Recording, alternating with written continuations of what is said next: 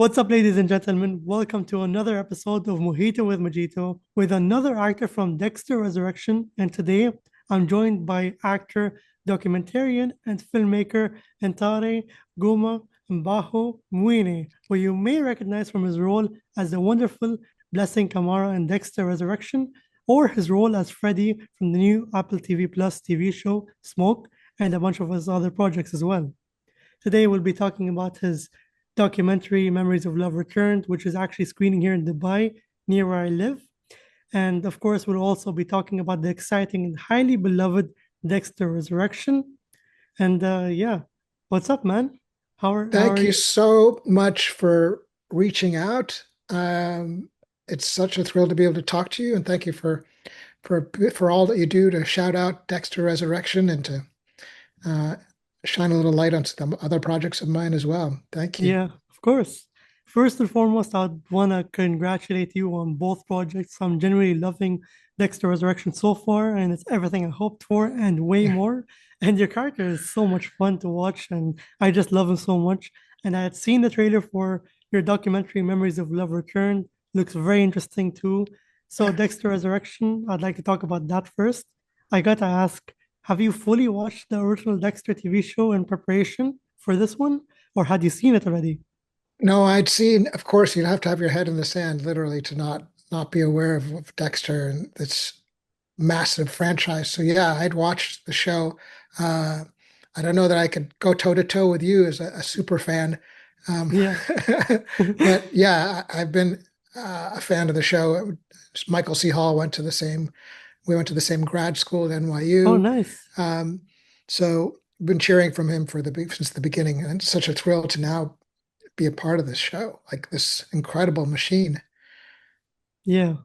If you and since you had seen the original show, what's your personal favorite season? Oh wow, I don't know that I can. I don't. I don't. I can get in trouble for that uh, because I know the fan base. There's like the diehards who are like everything through seven, eight was like phenomenal. There's others who are like after four it sort of dipped off, Yeah, you yeah.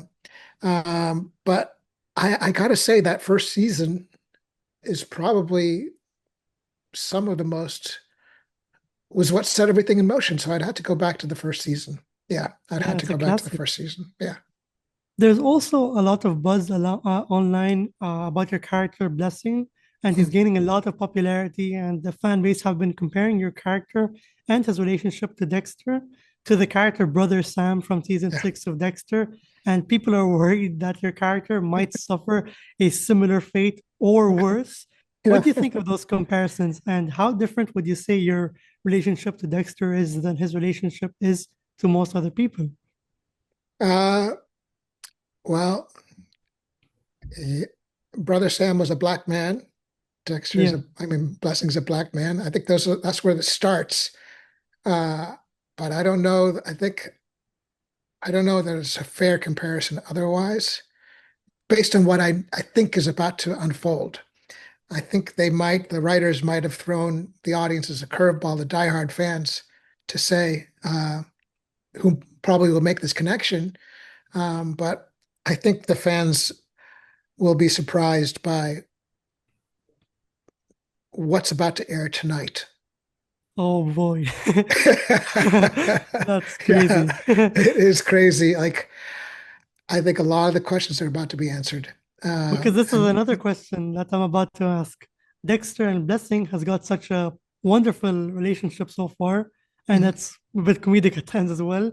And I have to ask, if Blessing found out who Dexter truly is, would he support it and maybe be an ally, or start to hate Dexter and be repulsed? I think that's a question for the audiences and the writers to see what direction they would love to see that happen. Like, given door A, B, C, D, which door would you like to see Yeah. these characters go down? I think we should do a poll in your things and ask Yeah, yeah. the folks what they would like to see and see, you know, Of course. because Dexter's living under his roof. Yeah, yeah. He's like a few just floorboards separate them.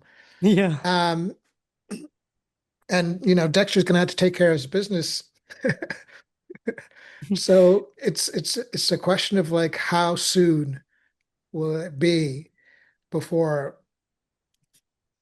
you know, things collide Yeah, and revelations are made. But I think all those questions are going to be answered because soon enough. people were also theorizing that your character or characters like Detective Melvin might be the New York Ripper. Mhm. Um, so I don't know. We'll see. We'll see what will come up on the second half of the show. No, So I think a lot of questions will be answered tonight. I think a yeah. lot of questions will be answered, and that'll set the whole second half of the season in motion in a way that I think will surprise folks and get people talking in a way.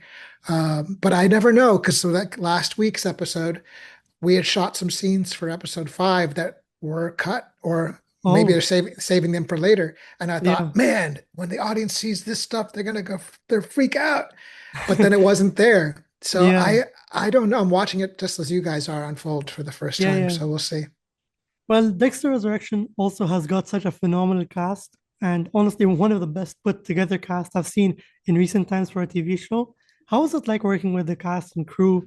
And did you get to meet and work with any of the bigger actors like Peter Dinklage and Uma Thurman and any of those guys?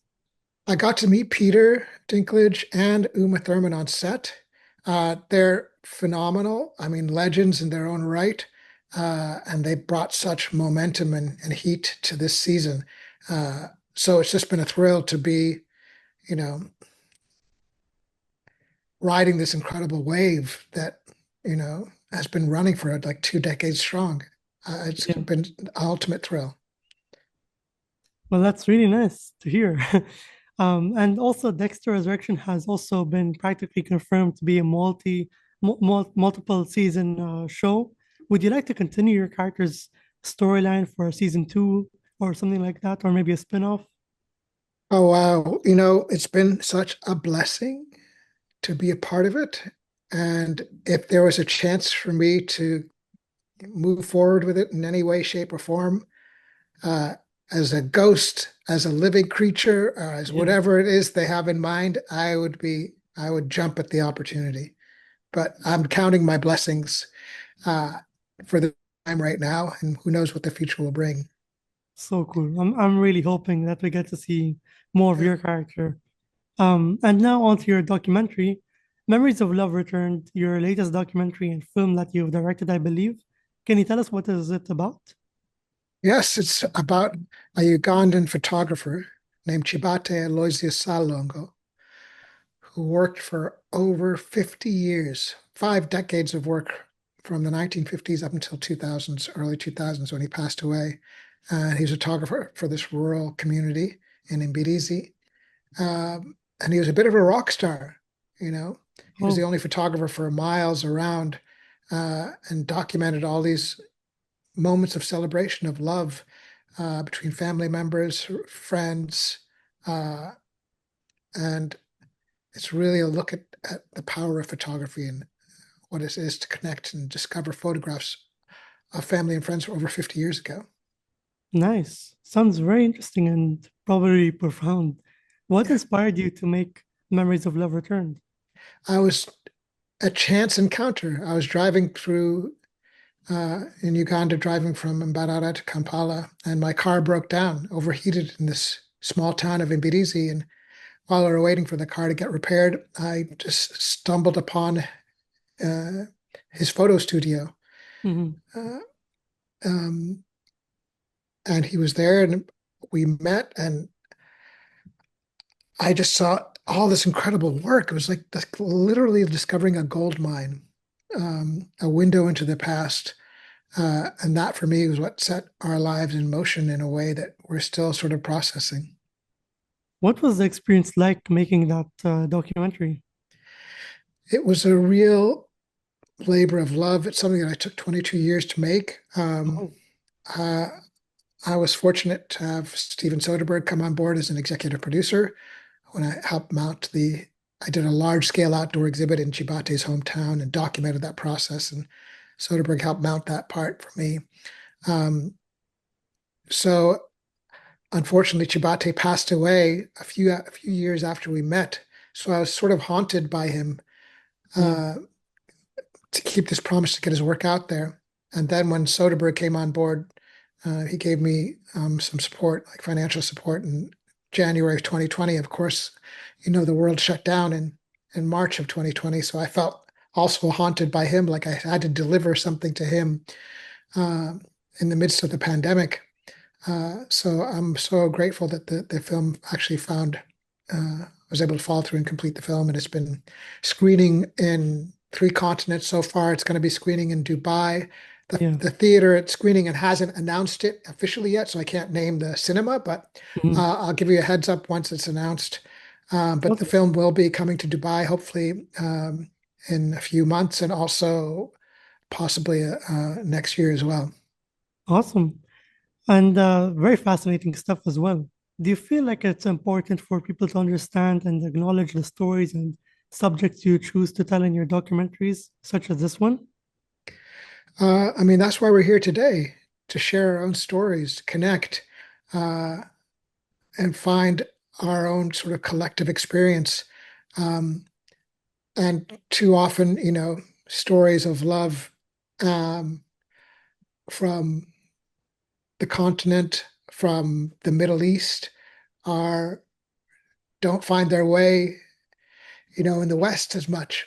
So it's up to us really from those spaces to shout out our stories of Yeah. love and celebration uh, you know, and it's really hit a chord with folks in a way. I mean, that the film has fortunately won uh, at festivals across the globe and it's now going to Dubai. It's going to be screening in Brazil. It's screening in Wales. These are all coming up the next month or two. Um, so yeah, it's important for us to tell our stories. There's a line in the film where it says, you know, sometimes it's important to share your stories out to the world, Mhm. but sometimes it's even more important to tell the stories back to ourselves, to our own audiences as well. Yeah. That's really nice. And for those who are not able to come to the screenings, can you tell the viewers where will they be able to watch it? Uh, well, you can keep up with me on Instagram. I'll be posting any updates there. My Instagram handle is Beware of Time. Um, so yeah, I'll be posting updates on future screenings and hopefully we'll get a streaming deal that will be announced there first as well. Fingers crossed. Yes. And second last question is a kind of two questions in one kind of question, but in 3 words, can you describe Memories of Love Returned? Then in another 3 words, can you describe Dexter Resurrection? Uh, yeah, Memories of Love Return. It's all in the title. It's about, uh, sometimes memories can be traumatic memories that return unexpectedly, but there's also memories of love and longing and attempt to reconnect to a loved one, a memorable moment in time. And this film is about reconnecting with that, reconnecting, reconnect, lost love. 3 words. Sorry. Yeah, yeah, fascinating actually. uh, And for uh, Dexter, Dexter Resurrection. 3 words. yeah, Uh, I'll just go to the 3 words for my family name: blessing, constance, joy.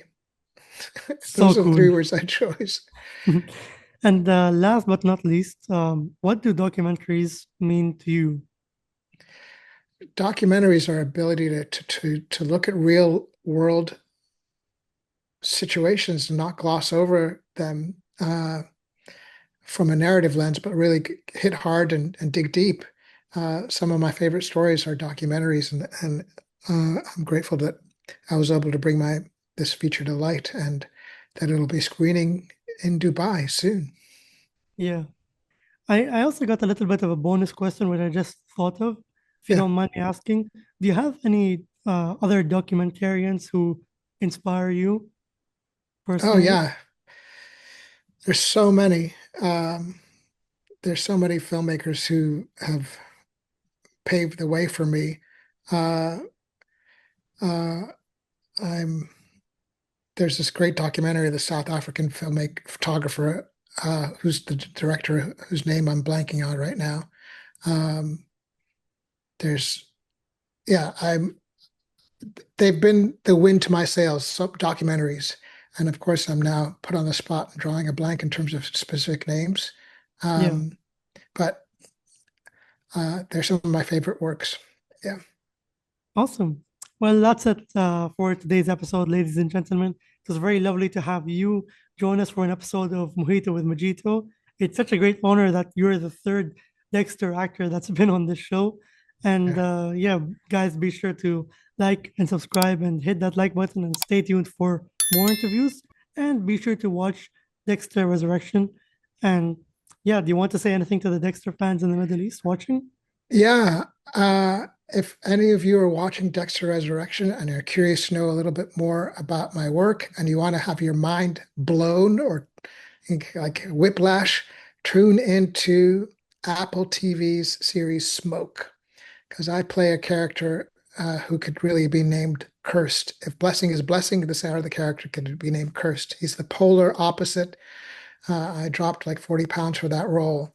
And he's a very dark and dangerous character. So let me know what you think if you're able to see both. Of course. And I'll also let you know what I think if I do watch Smoke. Yeah. And yeah, very interesting stuff. And it's been very nice having you. It was a nice chat, and I can't wait to post this interview. It's very exciting stuff.